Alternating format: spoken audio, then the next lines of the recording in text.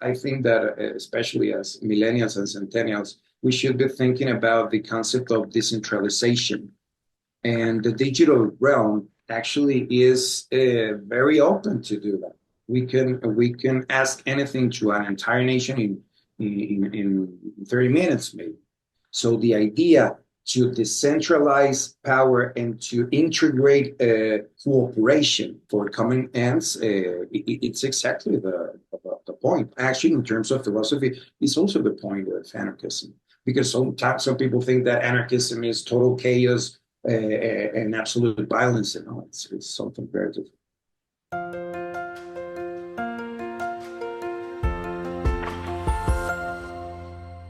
Hello, everybody. This is Pascal from Neutrality Studies, and today I'm talking to the author, activist, and filmmaker Saúl Alvídrez. Born and raised in Mexico, Saúl went on a journey through South America at the age of 24, during which he was not only thinking a lot about the world, but also met two fantastic and fascinating characters, Noam Chomsky and José Mujica. One being, of course, the great US intellectual, the other a former president of Uruguay. To make sense of this and his experiences, he wrote a fascinating book entitled Chomsky and Mujica, Surviving the 21st Century. This is what we want to talk about today. So, Saul, welcome. Hi, Pascal. Thank you very much for the invitation. I'm very glad to be here with you. I'm very glad to hear your story because you wrote this fantastic book that now has been translated already into several languages. In German, it's now appearing in the West End publishing company, right? It exists in, you told me, in Italian, in Portuguese, in Spanish, of course, in English. And you met these two characters and you interwove it with your own story, learning about the world. Can you tell us a bit about the two protagonists and, of course, the reason why you wrote this book? Sure. Well, let me begin by the second question. I begin this kind of search of my kind of a search of myself because a very difficult political situation that I experienced in 2012 here in Mexico. So after that, things here in Mexico became very difficult politically for me. So I went to travel south to South America. And when I was there for almost 6 years, the entire presidency of Enrique Peña Nieto, I had the urgency internal to study a lot. And through that experience, I ended up studying a lot, in particular about Noam Chomsky and Pepe Mujica. I already knew about them, but I haven't never really studied or give them enough time. And by the way, I was also very inspired by a third individual, which is Julian Assange. Um, so I went to South America, and as I said, studying a lot, and also trying to find answers for some questions that I end up with. As I told you, I have this political experience in Mexico as a student protester in the university. So I went to South America asking about the problems, especially of my generation. I'm kind of worried since then about the idea that we are facing, or the idea that we will face or have in our hands the most dangerous moment in human history. Why am I saying this? Because it has never occurred before that we have in front of us and in our hand not just one total catastrophe or civilization collapse threat, which is the nuclear one. It's also the ecological one, and also maybe a third one that could be technological disruptions in ways that we can't even imagine right now. So with that worry in my head and in my heart, I was studying a lot, and I find that Noam Chomsky and Pepe Mujica had very particular similarities and characteristics, and especially the the idea that they were saying things that, despite the fact that both are very important figures in the international left, political left. I have never heard before some things that they were some critics or points about democracy that I haven't heard before, never in any other traditional politician. And it was the idea that to go and vote once every 4 or 6 years for who decides everything else is not a democracy. That is something very stupid to believe. And that's why Pep in particular is very consistent in saying that we should be restarting democracy of the Greeks in the Athenians times, right? So, well, I found this coincidence their discourse, and I also realized that they both have never been together and never before. So I thought that it would be amazing, and I don't know. It grew in me the idea or to be very curious what would happen if we were able to bring together these amazing guys that I was actually the two guys that I admire the most. So that's how it begins. Yeah. And how did you bring them together? I mean, one Chomsky is of course in the US, and José Mujica, I suppose he was in Uruguay. I mean, how did you go about getting to know them, and then actually you brought them physically together, right? And then you had discussions. How did that happen? Was it has been an amazing experience. First, it all began at the beginning of 2017 or 16. I was living in Ecuador by then, and I was so enthusiastic about the idea of getting together these two figures. So how can I get in touch with them? The first thing I did was to go into the website of the MIT University, and there was the Noam Chomsky Email official address. email address. So I wrote to him, and to my surprise, I don't know if it was at the very next day or less than 40 hours later, I have had his response, and I was amazed, of course. So we began to have some interaction via email, and especially talking about my political experience in 2012 in Yo Soy 132, a political movement in which I was involved, and the reason why I have to leave the country. Um, at the same time, I was trying also to contact Mujica, but that was a very different case. I haven't been, I didn't been able to reach them, not up until I went to visit Noam Chomsky. So again, after 6 months of correspondence with Noam Chomsky, I went to MIT, and I have the opportunity to talk with him. I talked first about a communication project which has a very political aspect that I actually talk about it in the book, which is articulate communication, which is kind of the direction of some development and research of the digital technologies in order to bring together people to get informed and decide together. Anyways, so I talked to him about that project, the fact that he was also with Pepe, the two guys that I admire the most, and that I have the idea to bring them together in a documentary. And he said very gladly, "Yeah, of course." And let me tell you why I believe he immediately said yes, because he and Pepe, and now I'm going to tell you how it began everything with Pepe.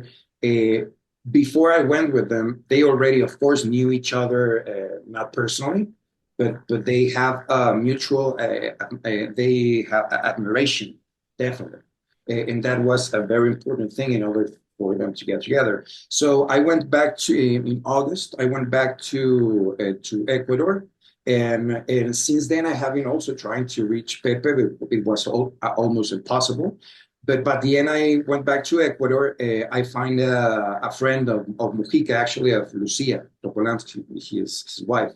And I told him, look, I have been trying to reach Pepe without any success. I have been right now with Noam Chomsky. He told me that he would like to meet Pepe and develop this documentary. And he said, don't worry. He took his phone, dialed some number, and passed me the phone, and to my surprise, it was Lucia Topolansky, because I recognize her voice, you know. So, hi, Lucia. This is Saul. I talked to her about everything that had happened there in MIT with Chomsky. And 2 months later, no, a little bit more, 12th of January of 2017, I went to visit Mujica. And again, I told him about my communication project. I told him about how much I not only admire him and Noam Chomsky, but also how much they have given me, especially when I was going through a very difficult time in my life, in order to know exactly what's uh, my reason or my purpose in life. So it was also kind of not only political but a philosophical search. That's why. So I talked like 2 hours and a half with Pepe, an amazing conversation. He's very funny. He's amazing. Also Noam. And I told him about the documentary. He said yes. And in July of 2017, Noam Chomsky and Valeria Topolansky, his wife, went to visit Pepe Mujica and Lucia to spend a weekend together in Uruguay. And so then that's how the entire project began. The project to develop the documentary that we'll be finishing at the end of this year, and the book that was kind of like a preview that went out in 2023.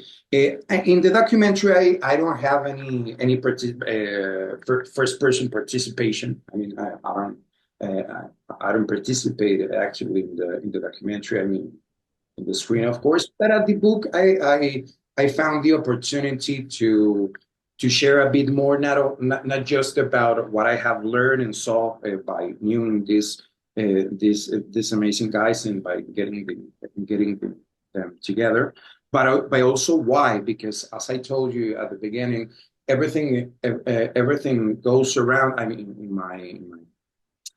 in my worries, the idea of my generation and the responsibility of my generation.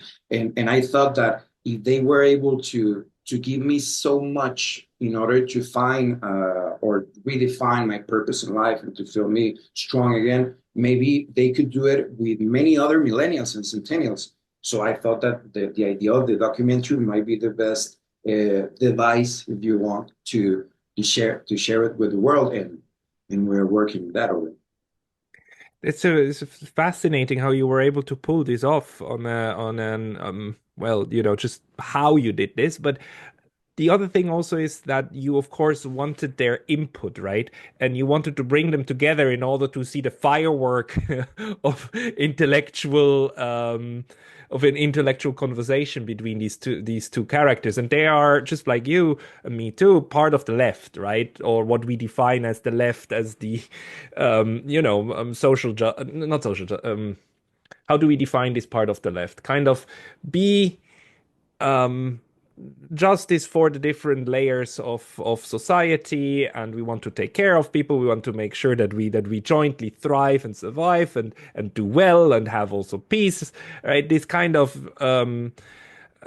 humanistic approach to how society should be, as opposed to what it is and how we are destroying ourselves and destroying our environment. What did you learn from them? How did you what's the direction that the documentary and your book then takes?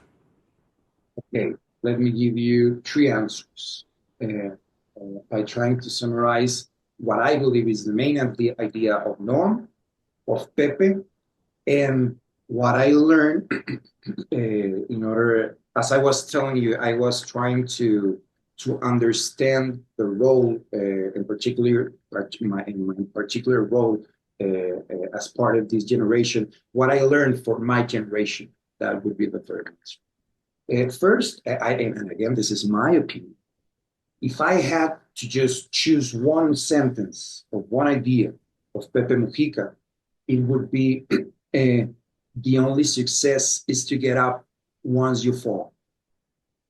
Because at the end you will always find death. So the idea of success in Pepe, which remember he was in Tupamaro's guerrilla, he spent more than 15 years in prison. He escaped twice. He had six bullet shots. Then when he became president, then he is a master on getting up again, and that's the main idea of Pepe, I believe. Success is to go up once you fall. And the main idea of Chomsky, again, this is just my opinion, is think for yourself. Think for yourself. I believe that is, it could sound very broad or general, but when you understand all the corpus of work of Chomsky, I believe that is something that put it in the middle very good. And for my generation, and particularly for maybe an entire species or civilization for the next 10 or 20 years, which I believe would be the most dangerous decades in human history, it's the idea of understand and work in order to trespass decision power making directly to the people. Because as I said before, the idea of democracy, which is right now to go and vote for someone every 4 or 6 years, and then this guy or this woman will be deciding everything else. To decide that someone will always decide for me is not deciding at all. And to believe that this is democracy, something not only stupid, is very dangerous because the the most uh, the most important blockage or resistance against these threats of civilization collapse, which is nuclear, environmental, and technological, is actually democracy. Because the problem right now, which is not a democracy, this is a plutocracy. The problem is that so many people are taking all the decision for the entire human species. And these people is of course deciding in terms of their individual perspective and needs and interest. Leaving very important things out, such as clean air or clean water or some basic things like that. So what is not is not that humanity is not sustainable, is domination what is not sustainable. And in particular, right now with this technological revolution, these elites are gaining right now material and technical capabilities, control capabilities that have never been even thinkable or imaginable. So we are, I believe, going very fast to global collapse in terms of of these threats, but also to a new kind of domination, high tech domination. And because I believe there's only two roads, so this is completely unsustainable.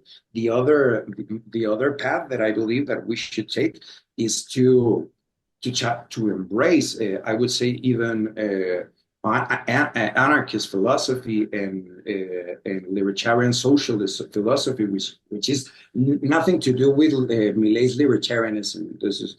That's very different. But in the left, it means that we are the masters of our own life in order by taking participation in the decision making of everything that involves me, right? The public interest. So I believe that for my generation, that is the main idea. We need to transform this plutocracy into a real democracy. How it's going to look, a real democracy in the 21st century, that's an answer that I believe that no one can. No one has it. No one has it. This is something that we must be developing. And when I say to trespass power decision making to the people, of course, I'm not saying that it should be everything done by tomorrow. It needs to be a process. But I believe that's the main. One of the two of the important aspects of current discourse about democracy that I think are lacking is one is that of course democracy is more than voting. I mean, a very important pillar is the separation of power. The fact that you take and distribute power over different branches and then have them play against each other, right? That's quite important. And the other thing is that you also would have the option of voting about issues. Currently, we vote for people, right? And those are the parliamentary democracies or the presidential democracy. And basically, every 4 years, you're asked to elect a figurehead, either for your district or for your country, sometimes both. And then these people get to run with it as they want. And the other parts of society, let's say the leaders of business and so on, we get no say at all whatsoever. This is capital then in working.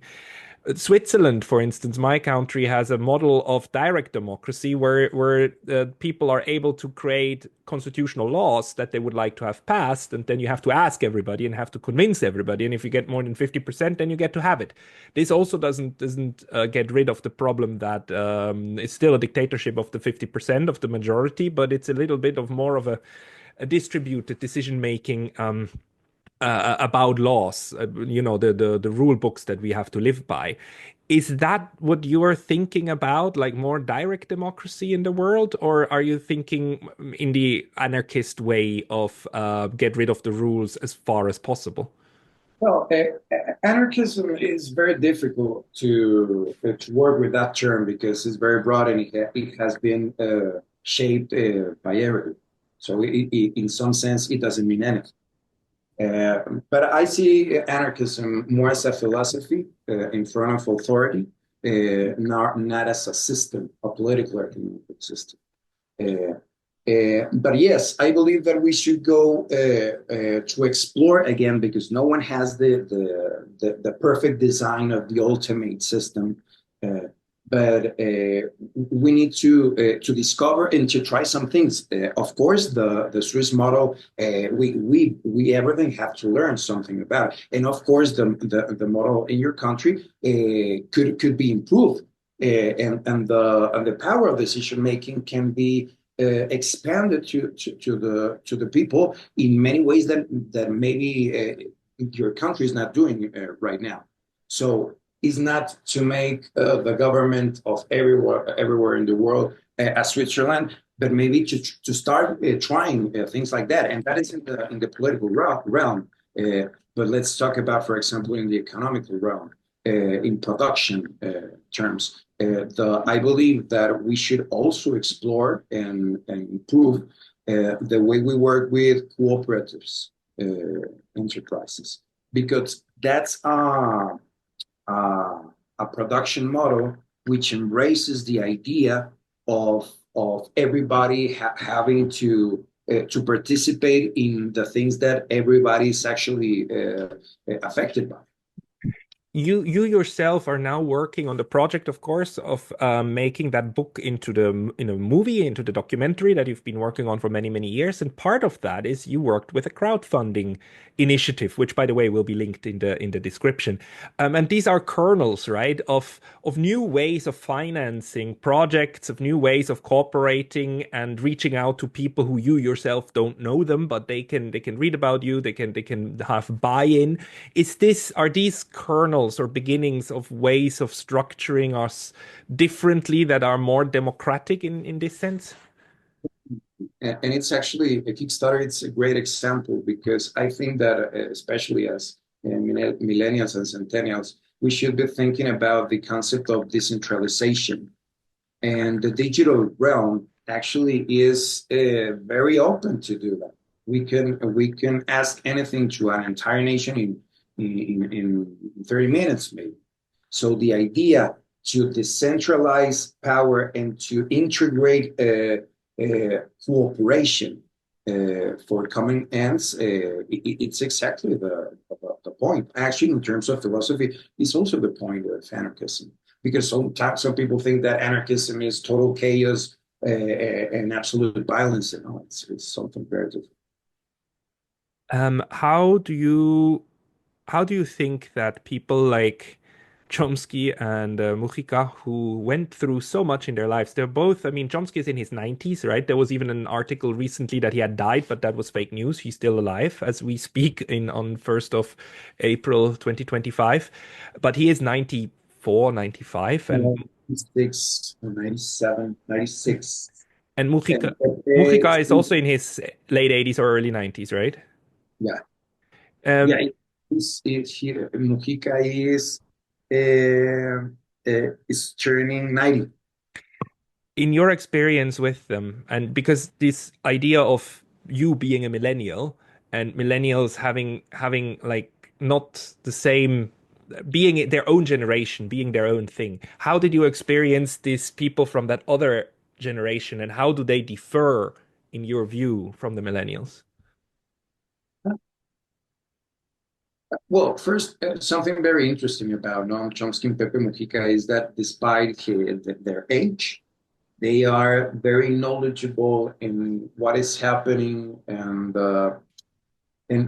for example, Pepe said to me, I don't have an email, and I don't participate, or I'm not part of the digital world, but I'm very aware the consequences and the possibilities that this opens.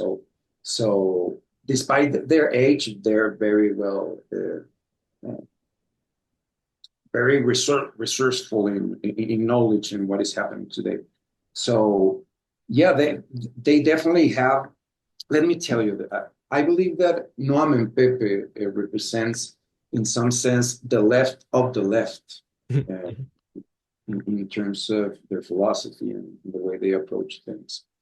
And I believe that this left of the left is something that, in historical terms, had been it's very away from us, because these ideas that we're talking about right now at the first half of the last century, they were there, they were the debate, right? But now, right now, especially my generation and centennials, they don't know about, they don't even realize the fact that it is absurd to call democracy what we have.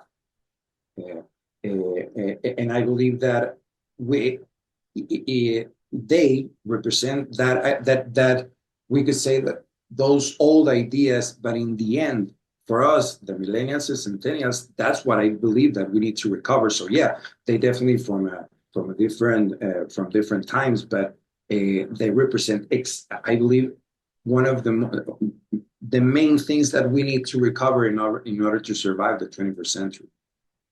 I agree with you. I mean, we struggle with this constantly, right? That every generation always has to deal with the fact that it loses the knowledge and the wisdom of the previous generations. It's like a firewall just burning through us.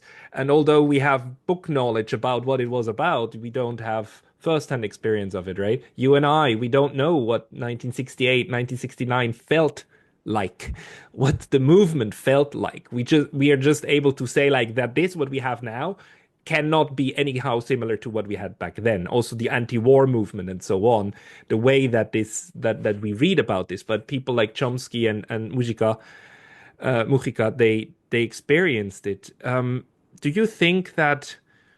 How do you think we can preserve part of what is being taken away from us right now, just through the ravage of time? Well, first, I think that we need to realize that if we are approaching very difficult times, we might be as a species, we might need to be as a species wiser than ever. So we need to have our eyes very open, and also our heads, to try to reach those experiences in time that will be vital in order to survive the 21st century.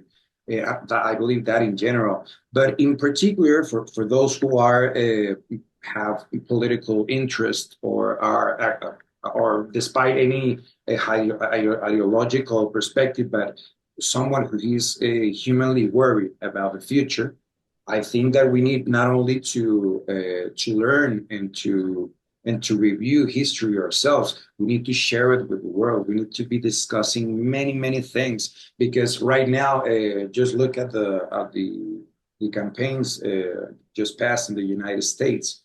Everything was about, and I'm not saying that those are not important issues. Not, no, of course not. But everything is about trans minorities, migration, guns sometimes, and that's it. That's the difference between Republicans and Democrats. I think that we have to be massively discussing other things, particularly how we handle power and who handles power. And maybe connected to this need of discussion is like, how do you and Chomsky and Mujica perceive the role of propaganda and, discussion management? Chomsky, together with Herman, of course, wrote that pivotal book on manufacturing consent. Is this something that's still coming up in his discussion and the discussions with Mujica of how societies are also being pushed by narrative spin into positive or negative developments? Yeah, and particularly we, as you know, that word of Chomsky, I don't know, it's from the 80s, maybe 70s, 70s, 70s. Yeah, 78 or something, yeah, 79. It's yeah. Well, of course, that's something that's a very important topic of Chomsky.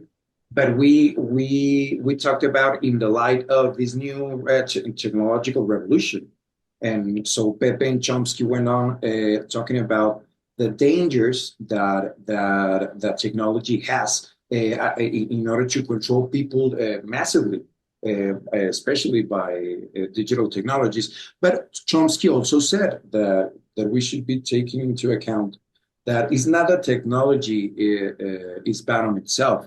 Technology is, he said, is just like a hammer.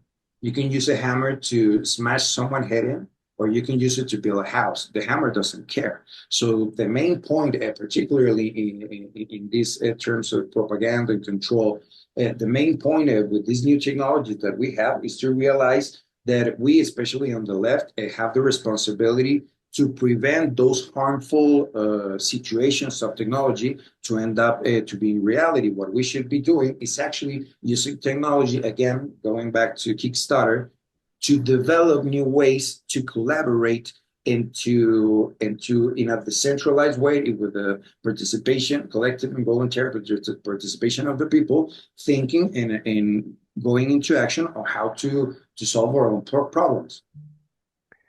it's a good point. So do you see a way in which this narrative spin also can be used in order to improve the situation of the 21st century, like how we can create positive narratives and empower people instead of creating those that put them into little cages? Yeah, I mean, that's the idea. The thing is that something again that Pepe used to say is the idea that try to work with people that think like you or they have similarities, develop groups. I mean, we should be acting, but we should be acting together. Right now, a very deep problem that I found in the left, political left, everywhere in Mexico and anywhere in the world, is the fact that everyone is worried about winning the next elections Mm. and trying to stay in the middle between the economical forces, the electorate, but not thinking uh, about a citizen of the world. Because if politicians were thinking as citizens of the world, by necessity, we will be trying to fix and to develop a new system, and we should, and by definition, they should be more radical. But we're not seeing that. What we are seeing, this radicalization is on the right.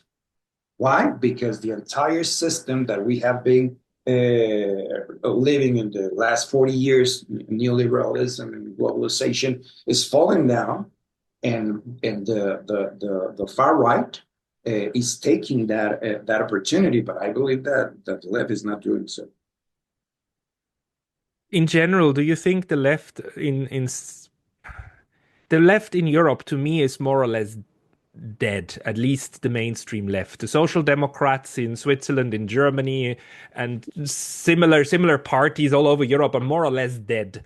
At least in terms of this core also ideologies of pacifism and of maybe some radical anarchism, like the way, try to make the world a better place. Much of that is gone. It's still there in some in smaller parties like the left. Marginal. Even Yeah. they, to some extent, in Germany are gone. Like there's smaller parties that have this, but the main parties is gone. How about South America? Is there still a proper socialist left movement to speak about? Or is that also something of Chomsky's generation? I believe that it's a different left current that it is in Europe, and definitely that it is in Canada, maybe, or the States, of course. I wouldn't say at all that it is ideal, but I would say it not because I am a Latin American, that in the 21st century, the most interesting developments in the left have been going on here in Latin America. But again, there's a lot of things to do and to improve, and I believe that Latin America is a fertile land to reconstruct not necessarily the anarchist discourse, but a more appealing, more to update the this. I think we can update these ideas with the technological circumstances, and even with some trends following, like for example, blockchain and the idea of decentralization that has, for example, blockchain made possible to spread political awareness for people that wasn't at all searching for it, and they embrace it. And I'm not saying that this is our left people, the political left, not at all, or maybe not necessarily. It could be, but I believe that there are many ways to go further in this sense. It's interesting to me because the issue about blockchain or also about cryptocurrency and all of these technologies that are decentralized and are kind of taken away from the state are popular with, on the one hand, like radical left, but on the other hand, also radical libertarians, which tend to be, right-wing libertarians, right? Who are like no market, no state control at all whatsoever, free markets above everything, and total control to the free market, and then the logic of monopoly and oligopoly. How do you make sense of this? I believe that it has to do with what we were discussing earlier. Right now, everyone in the center, left, right, far left, far right, far left, we are experiencing the collapse of a system and the emergence of a new one, of a Mm. new, at least I don't know if the system, but at least the global order, it's changing a lot. I believe that we are passing from the American hegemony or a unipolar world to a multipolar world in which in which everything is going back to nationalisms. Let me maybe ask the question in another way. Like, since we are seeing the collapse of one way of world of the world structure, the way that we used to run, and also the ideas on globalization that we used to run, and we're seeing some a new structures emerge, especially South America, that integrates a lot with the BRICS, right? And these new club of countries and this new way of doing things, and this new way to a large extent is also a left way. I mean, let's not forget China is still a communist country, although it's working as a market economy. And the head of the BRICS Bank is Dilma Rousseff, the former like left-wing leader of Brazil. Is this also like a new form of left global politics, left international that we're seeing arising, or am I going too far? No, I believe that the left has a very important role, how you describe it. But I would say that is more than the left is the global south for me. And I believe that because of the situation, historical situation right now of the global south, we need to embrace many left tactics or ideas in order to confront the north. Uh, and I believe that there's a huge opportunity right there. Nevertheless, for example, you mentioned China. China is making great improvements in many things. Actually, their international, I believe they're less imperialistic than the United States, and they have very interesting things.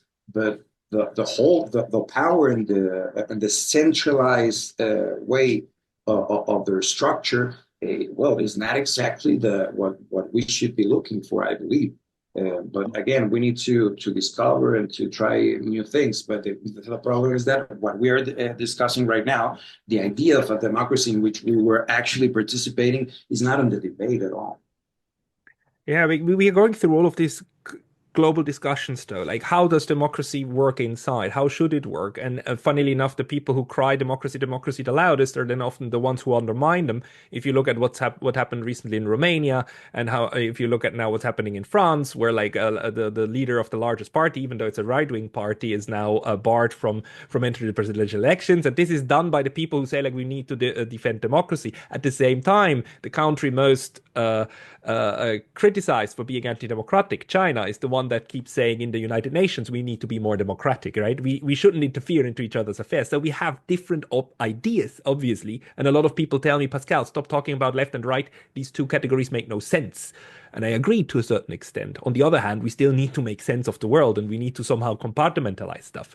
So do you think that we are going through a revolution in the way that we are thinking about the forces that push and pull on us inside and outside in politics? I believe, sadly, that we are not experiencing necessarily a revolution. Actually, I believe that we are going into a phase uh, of less awareness than ever before, uh, because the amount of information that could be fake or could be true or could be both, that we are consuming as a species, and the possibility for us to is that much information that I believe that people right now understand less than ever before. Because, for example, you were talking about earlier before about right-wing libertarians.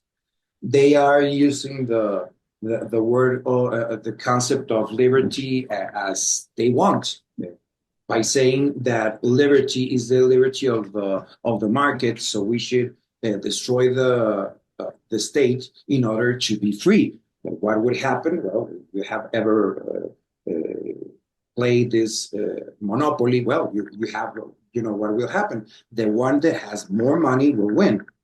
So that is the worst kind of tyranny. That's the problem. The concepts and the meaning of things and the post-truth phase, and the fact that the president of the most powerful country in the world gives every lie or any exaggeration to everyone. Well, the meaning of things are getting lost, and the ability for us to have a coherent discussion, it's very lost there. So I believe that as especially the younger generation have this work against us very hard. Right.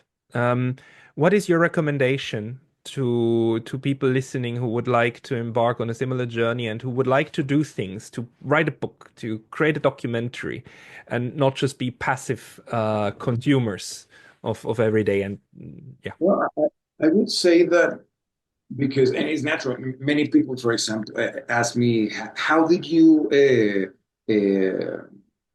reach Noam? How did you reach Pepe? How that was it was everything possible? I believe that everything is impossible until someone goes and knocks the door enough times.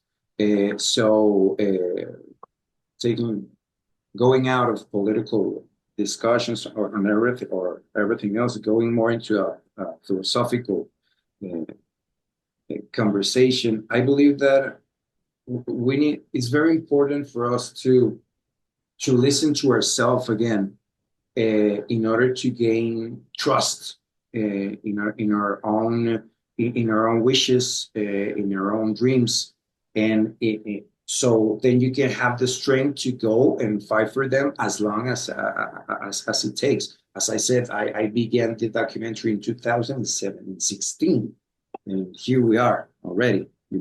So I believe is trusting, start listening to your gut feeling, trust in it, and definitely determination and consistency. And try to use your energy for something good and something humanistic and not something destructive. Yeah, Don't believe. I mean, I feel so sorry for people who believe that you can use war in order to do good, right? And then people sign up for the army. It's like don't believe in that one. Uh, but the good one. So like you, Saul Alvidrez, and people who want to follow you, where should they go? Do you write updates every once in a while somewhere? well, no, actually, I'm not very.